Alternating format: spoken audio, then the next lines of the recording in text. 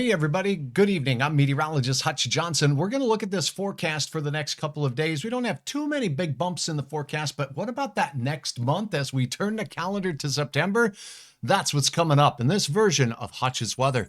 But first, my friends at Robert Gibbons Sons want to let you know that if you've been thinking about upgrading your heating and cooling system to a Bryant system, well, you're going to get a free water heater from my friends at Robert Gibbons Sons. This is smart technology, 97% efficient with the best warranty, 10-year warranty for parts and 3 years for labor. Give them a call to find out more details at Robert Gibbons Sons. Let them know that Hutch sent you. We have some quiet weather across our region right now with the only stormy weather out to the west in the Rocky Mountain region and the West Coast. For us, we are really enjoying some quiet. So the fast look at the forecast over the next 7 days looks like a harvest special, hovering right around 80 degrees each and every day. Just a subtle bit of a cool down on Sunday.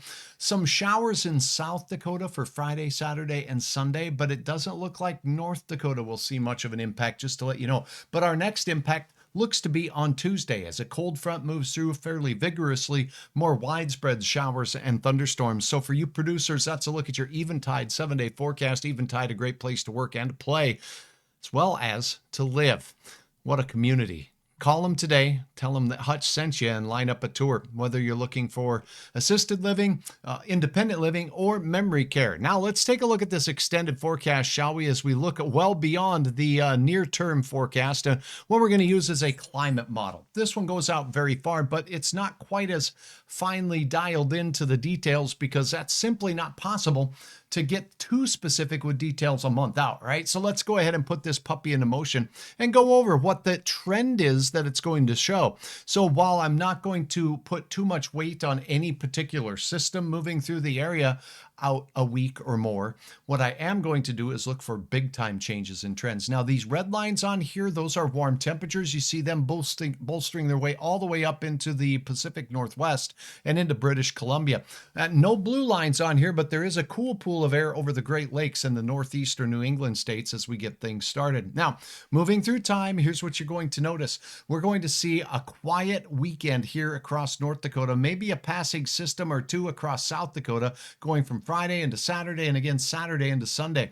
But most of us stay pretty quiet through the weekend ahead. Here comes low pressure making its way through on Monday, but by Tuesday, this gets organized, becomes a cold front, and we'll have a chance at some Tuesday showers and thunderstorms across our region.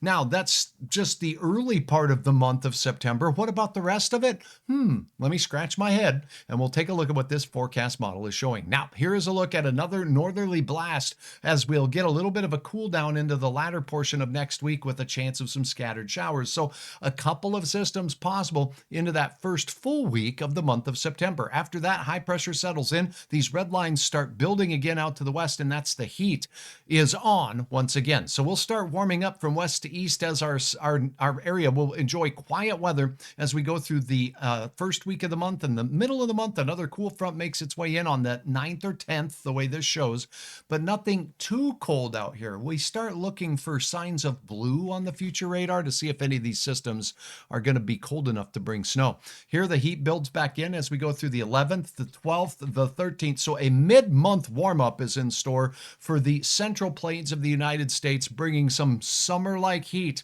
to our mid-September months. Passing showers and a couple of rumbles of thunder not out of the question in that mid-month time range. Then after that, what we see is a lowering of the storm track from northern parts of Canada to central Canada. You see the blue up there in the elevated terrain near Calgary, Alberta?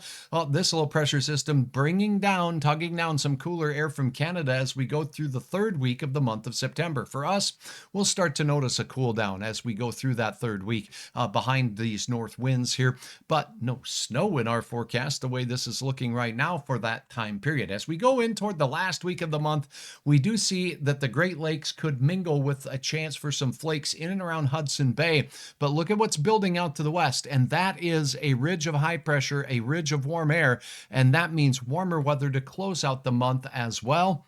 maybe a little bit of stormy activity. And that is a look at the month of September. Hey, did you like this report? Drop a comment and let me know if you like looking at this long range stuff. It can change at the drop of a hat, but sometimes it's fun to look at trends. And the trend is not overly precipitous, not overly hot, nor is it going to be overly cold, with passing shower chances in the early or first week of the month. And then in the middle of the month, we'll have a couple of chances once again. I'm meteorologist Hutch Johnson, thanking you for clicking the follow button on my Facebook page, on my YouTube channel. I'd love to have you subscribe. It's called Hutch's Weather. You can watch me in 1080i on your big screen television.